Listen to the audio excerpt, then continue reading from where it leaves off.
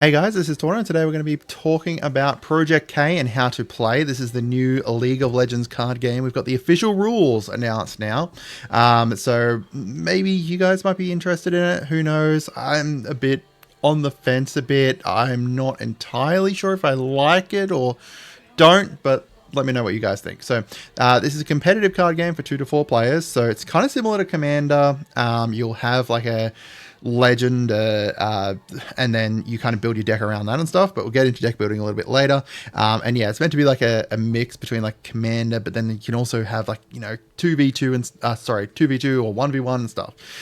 It's designed to feel kind of like a game of League of Legends where you're kind of going out and capturing lanes and stuff, and playing spells. You're playing gear, which seems to be like not actually equipped to things. It's just like artifacts kind of, and then using abilities and trying to win.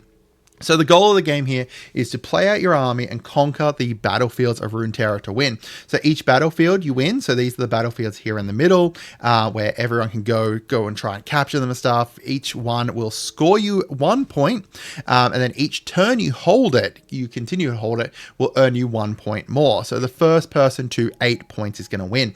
So there's going to be 3 battlegrounds in a 4-player game, 3 in a 3-player game, and then 2 in a 2-player game, and 1 in a you can't play it solo, I guess. So at the TFT Macau event, they showed off some of the champions, and we've seen these guys before. So we've got Jinx, who's about discarding cards to trigger a frenzy of surprising effects and out crazy your opponent. So you're chucking your cards down into the recycle. I think they called it actually the bin. And then, you can get some effects based off of that. You've got Victor, who's about creating a whole bunch of army of recruits. So that's just a bunch of little tokens essentially. And then you get to consume them to, be able to buff yourself up and everything. You've got Yas, who is bouncing around the battlefield. So you've got the 3 battlefields in the middle and you can move between them. So he's about kind of moving between them, outmaneuvering your foes to kind of capture the points in the best way possible. And then you've got Volibear, who I guess the kind of big thing is like kind of like a big green stompy deck where you're saving up runes. They don't really talk about this in the instructions, which is interesting, but essentially you've got like a rune deck, which is kind of like your lands. Like that's what you're going to be spending for your mana. And he's going to be saving those up to create big creatures kind of thing, going big rather than going wide, which is what Victor does. So the deck building rules. So when you're building your deck, you're going to choose a champion legend. So this is this card like this. It's kind of like a passive effect that's going to be sitting there in the background. And from there, you're going to be able to, activate it, or it will activate during, whatever you've got going on. So this Jinx one here is at the start of your beginning phase, you get to draw one if you've got one off your cards in your hand. So because she's about discarding, that works well. And then that's also defining the colors of your deck. So you can see this red purple one here is going to be Fury and Chaos. You can go on from there. You're going to also choose a champion unit, which is matching the name and one of the colors of your legend. So your champion unit here could be either a red or purple version of specifically Jinx. Then you're going to build a deck of 40 cards, and that's going to be a maximum of 3 copies of any card from the colors of your legend. So you can have, any card that is a purple or red, or I guess purple red, and you can have a maximum of 3 copies of it. And then that's also going to include the chosen champion unit, which is this one. And then you're going to choose 3 battlefields. So each person will have 3 battlefields. These are colorless, so you can pick any of them, any battlefield that you like. In a single game, you're going to choose one of those at random and then put that out onto the battlefield. And then that's what you're going to be fighting over. In a best of 3 games, you get to pick one. And then in the second round, you pick another one. It can't be the same one. And then in third one, you pick the last one that you've got there. So like cycling through the 3 different battlefields that you've got. That's kind of interesting. So as I said, you choose your essentially like your commander passive, like your eminence kind of ability, which is this Yas here, and then you're going to choose a version of that character, so specifically Yasuo card, to kind of go alongside that.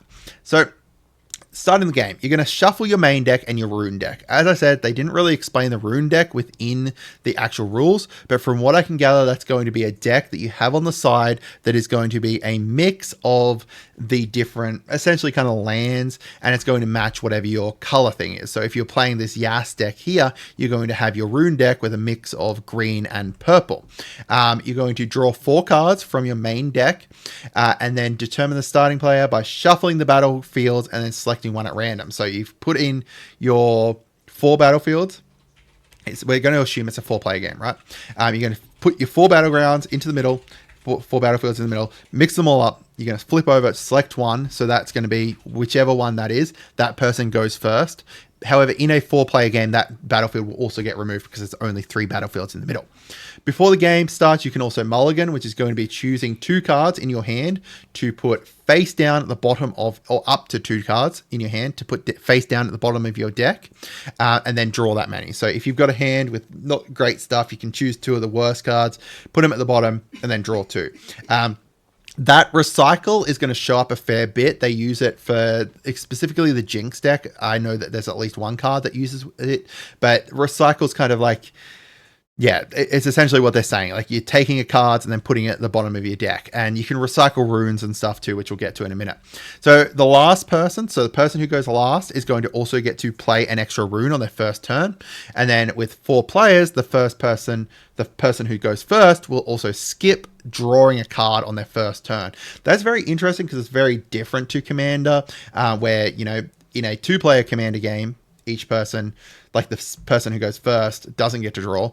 In a 4-player game, everyone gets to draw. This is interesting because I guess there must be a bigger advantage to going first within, you know, Project K. And then, you know, you go clockwise. So this is a card here. So we're pretty close with what we were talking about when I was, you know, suggesting it. So this is your rune cost up here. When you play a card, it's going to cost you runes. You can either pay with this energy part here, which is you're exhausting the runes. So you're essentially similar to Magic, where you just tap down your lands. You're going to tap down, exhaust your runes. It doesn't have to matter what color they are or anything. And then at the start of your turn, you're going to untap them all. So you can, you know, be able to play stuff essentially that way. It's going to be more expensive to play it with that energy, they call it an energy cost. But the other option you've got is to play this recycle cost or power cost or recycle cost, however you want to put it. You do need to spend the specific colors of runes for those. However, that means that you're going to essentially take those lands that you're using, and then so you're going to recycle them, put them to the bottom of your rune deck. You can recycle any exhausted cards. So technically, you know, say you've got 5 runes out at the time, you can tap them all down to play something for its energy cost here, and then you can also recycle some if you like to be able to play additional things. So that means that if someone has technically, you know, tapped down all their cards, tap down all their lands, or their runes, then they can still play stuff because they can play stuff for its recycle cost. Not everything has a recycle cost, but some things do. And then, you know, you've got your ability here. So this Yas is whenever he attacks, he deals damage equal to his might to another enemy there.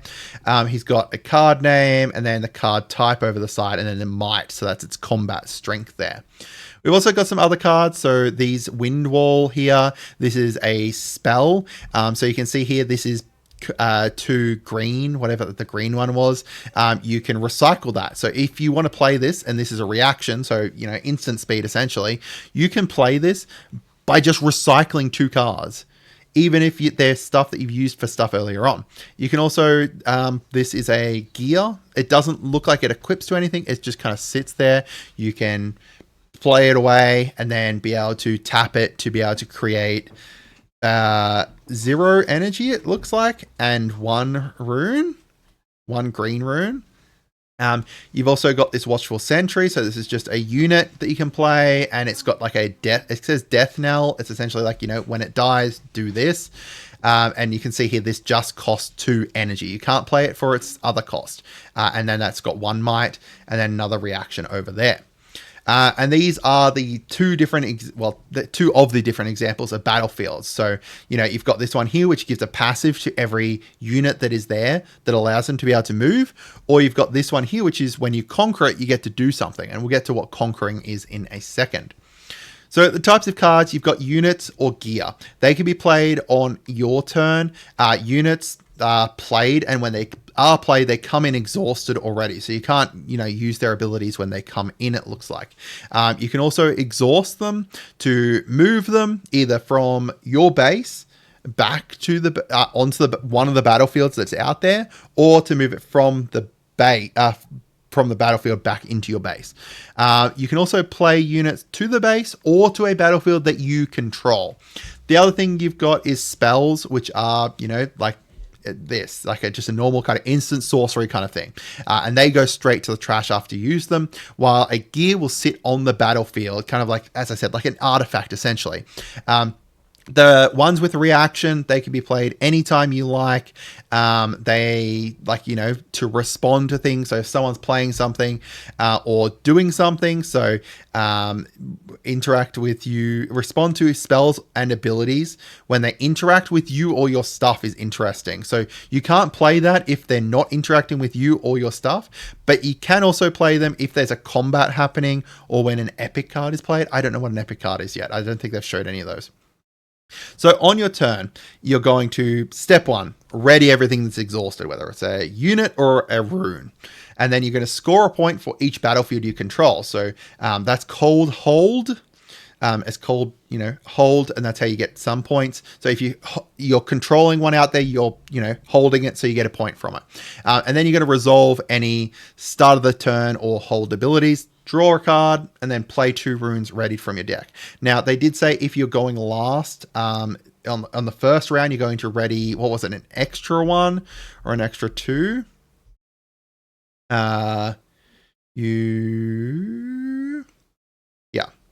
No, where was it? Yeah,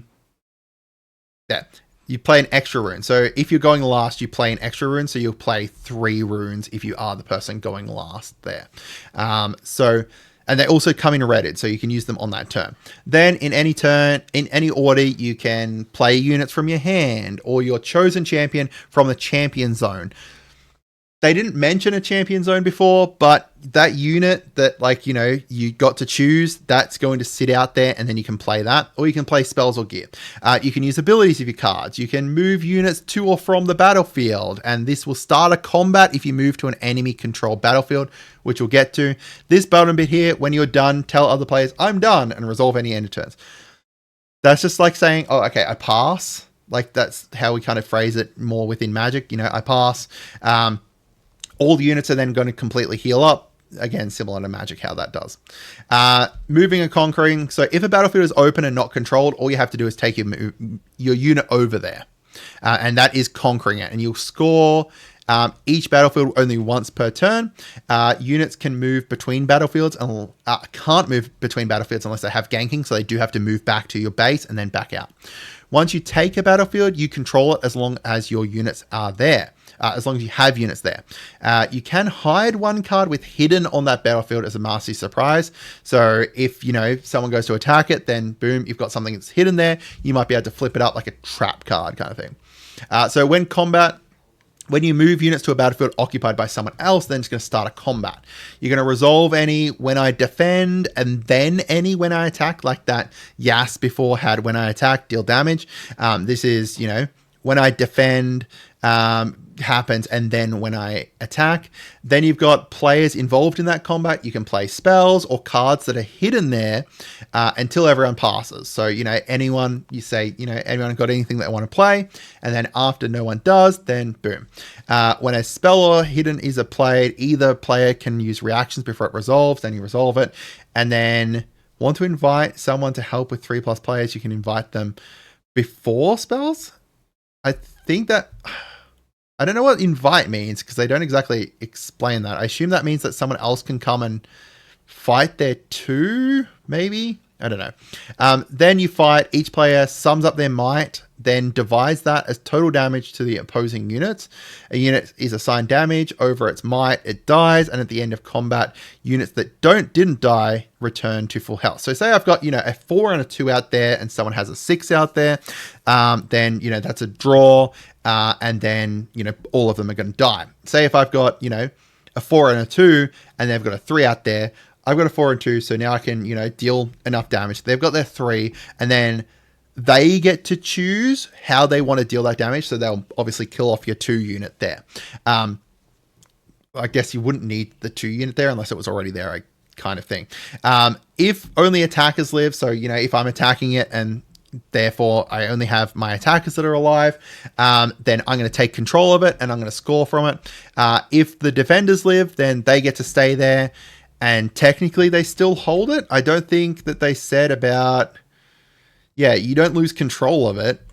So, yeah, you get to hold it. And then... Oh, yeah. And then the attackers go back to their base. So I guess they've just failed their gank. And then they're going back to their base. And you get to continue holding it. So I guess whoever's holding it, that's pretty obvious. Because, you go and attack it. You either win or lose. And then if you lose, you leave. If you win, then you keep staying there. You win the game by having 8 points. However, the 8th point, so the winning point, can't come from you conquering something. You need to get it from holding something, or you have to score all battlefields in a single turn. If you conquer but haven't scored the other battlefields, you get to draw a card instead of gaining a point. So, you've got something at least if you don't get that win from the conquer, but you do need to win by actually holding something, which is... I guess to try and make it more like base defendy. I guess they figured that, it was a bit too aggro to start off with. So I'd love to hear from you guys as to what you think. That's like the full rules and stuff. Obviously, there's some things missing and everything. Hopefully we get a little bit more kind of fleshed out and stuff. This is all coming to us from the official Discord and stuff. So yeah, let me know what you guys think. Have a great day and goodbye.